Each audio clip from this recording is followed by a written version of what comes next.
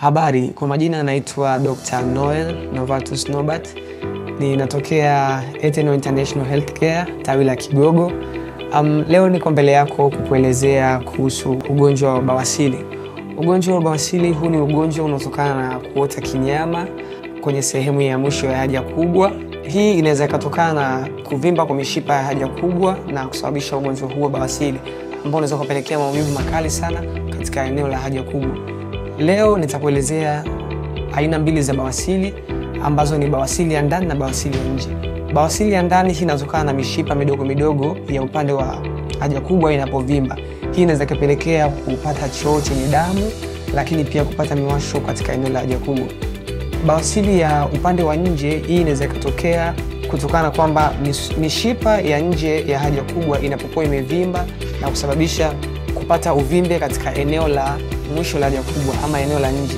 Hii inaweza kupelekea mtu kupata miwasho sana katika upande wa haja kubwa, lakini pia inaweza kupelekea kupata maumivu makali wakati wa kujisaidia ama wakati unapokuwa umekaa. Inaweza kupelekea maumivu kama hayo.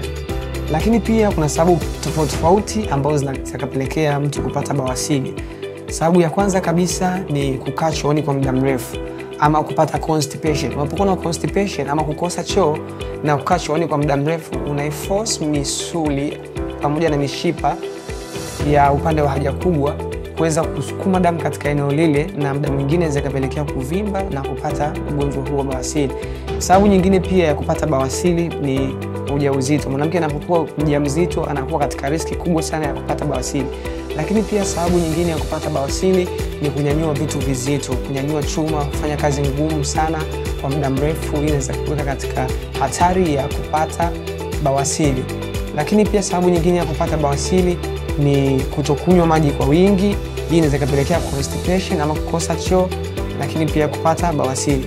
Sababu nyingine ya kupata bawasiri ni kutumia vyakula vigumu ambavyo vinakupelekea kukosa choo na kupata bawasiri.